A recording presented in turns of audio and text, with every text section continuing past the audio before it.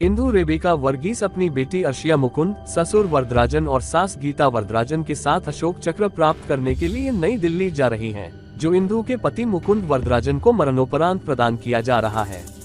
ये कहते हुए कि वह हमेशा अपने प्यार के साथ एक लंबी दूरी के रिश्ते में है, वह उसकी कहानी सुनाना शुरू करती है।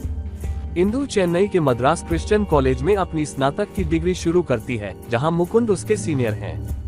कई कॉलेजों से कई प्रतिभागियों के मॉडलिंग करने के बाद इंदु को एक फैशन शो के लिए एक मॉडल के रूप में चुना जाता है, जहां वह एक मॉडलिंग कार्यक्रम में अपने कॉलेज का प्रतिनिधित्व करेगी।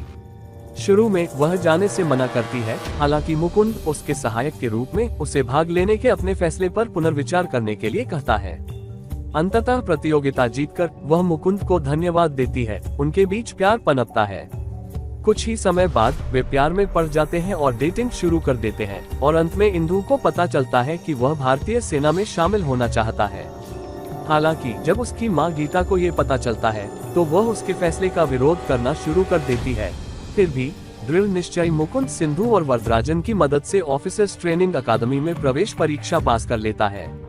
बाद में जब सिंधु को वरदराजन परिवार से मिलवाया जाता है, तो उसकी मां तुरंत नाराज हो जाती है और अपने पिता और दो बहनों के विपरीत शादी के प्रति अस्वीकृति दिखाती है।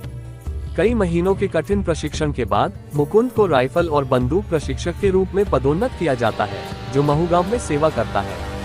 इस बीच जब सिंधु अपने परिवार के सामने मुकुंद के लिए अपने प्यार का इजहार करती है, तो उसके पिता जॉर्ज वर्गीस और उसके दूसरे बड़े भाई दीपू गुस्सा और अनिच्छा दिखाते हैं, क्योंकि वह एक तमिल था और वह भी एक सेना अधिकारी।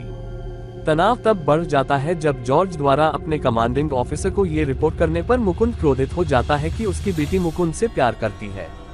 आखिरकार वे अलग हो जाते हैं, जिससे सिंधु निराश हो जाती है।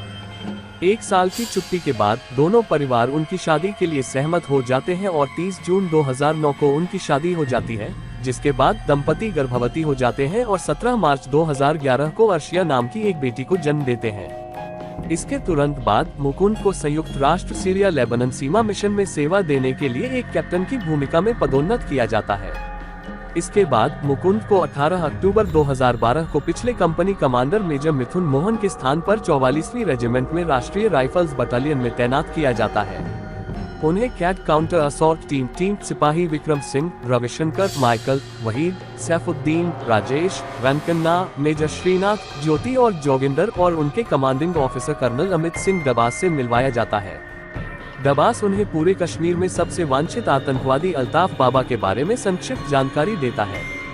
वहीद और सैफुद्दीन मुकुंद को कश्मीर के कोने कोने में ले जाते हैं और मुकुंद अल्ताफ बाबा के पिता अब्दुल गिलानी से मिलता है, जो इस बात को मानने से इनकार कर देता है कि उसका बेटा आतंकवादी है और उसे स्वतंत्रता सेनानी मानता है।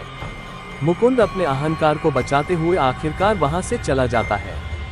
कई महीनों तक सूचना जुटाने के बाद मुकुंद और उसकी कैट टीम अंततः जून 2013 को एक कठिन लड़ाई और नागरिकों द्वारा पथराव के बाद अल्ताफ बाबा को मार देती है।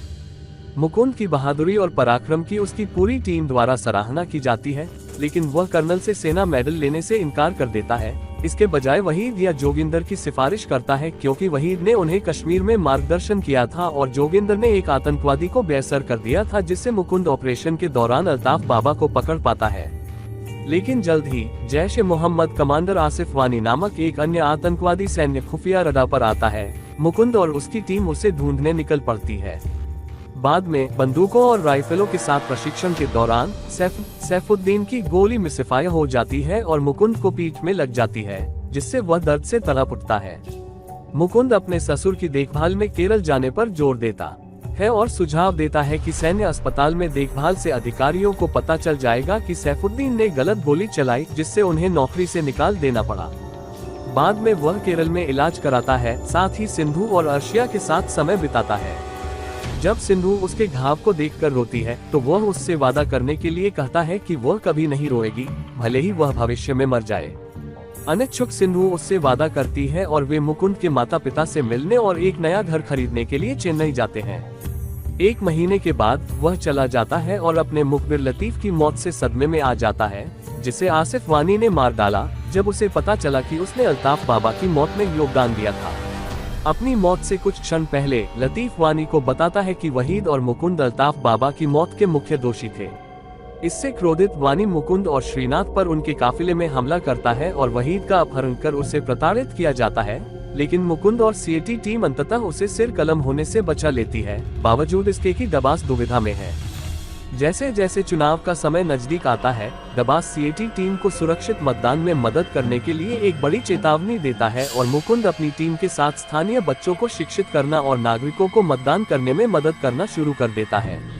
सफल चुनाव के प्रयासों के बावजूद सीएटी टीम को पता चलता है कि मतदान अधिकारियों के साथ बस में हमला किया गया है, मतदान मतपत्रों को जला दिया गया है। ये वानी द्वारा नागरिकों को मतदान करने से रोकने के लिए एक चेतावनी के रूप में किया गया है। फिर अगले दिन जब सीएटी टीम दोपहर के भोजन के लिए बैठती है, वहीद मुकुंद को बताता है कि उन्हें एक महत्वपूर्ण खुफिया जानकारी मिली है कि वानी और उसके लोग दूधखरी के एक घर में बंद हैं। वेंकन्ना, जोगिंदर, ज्योति और हरदीप नागरिकों को बाहर निकालते हैं, जबकि रवि, माइकल, वहीद, राजेश और सैफुद्दीन मुकुंद और विक्रम को घर में घुसते ही कवर करते हैं। दबास कई बार जोर देकर कहते हैं कि वे वापस आए क्योंकि घर के अंदर अज्ञात विस्फोटक लगाए गए थे। हालांकि मुकुंद और विक्रम वानी को नहीं जाने देने के अपने फैसले पर अड़े रहते हैं। वे धीरे धीरे हर आतंकवादी को खत्म करते हैं, लेकिन जब विक्रम वानी पर गोली चलाने की कोशिश करता है तो वह विक्रम को हिंसक तरीके से गोली मार देता है, जिससे वह तुरंत मर जाता है। क्रोधित मुकुंद वानी के कमरे में ग्रेनेड फेंकता है और अंततः हाथापाई के माध्यम से उसे मार देता है।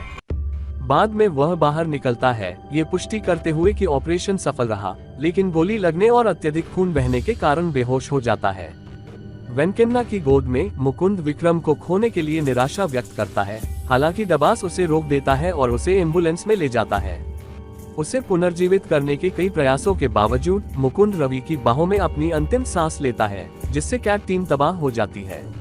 सुबह हो चुकी है और सिंधु का पहला बड़ा भाई एंड्रूज मुकुंद की मौत की खबर देने के लिए उससे मिलने आता है। दबास का वॉइस मैसेज सुनकर सिंधु टूट जाती है, लेकिन बाद में अपने पति से किए वादे को याद करके खुद को संभाल लेती है। मुकुंद का पार्थिव शरीर कश्मीर से बंदूकों की सलामी और कैट टीम और अमित सिंह दबास की ओर से अश्रुपूर्ण विदाई के साथ तांबरम के लिए रवाना होता है, जहां उसका अंतिम संस्कार होता है। रवि अपनी आंखों में आंसू रोककर सिंधु को मुकुंद के आखिरी शब्दों के बारे में बताता है। दुखी लेकिन आंखों में एक भी आंसू नहीं, सिंधु बाद में शमशान घाट जाती है और स्तब्ध मन से उसका अंतिम संस्कार देखती है। वर्तमान में सिंधु को 26 जनवरी 2015 को राष्ट्रपति प्रणब मुखर्जी से अशोक चक्र प्राप्त होता है और 1 जून 2015 को चेन्नई में अधिकारी प्रशिक्षण अकादमी में मुकुंद की एक प्रतिमा खोली जाती है। फिल्म सिंधु के साथ समाप्त होती है।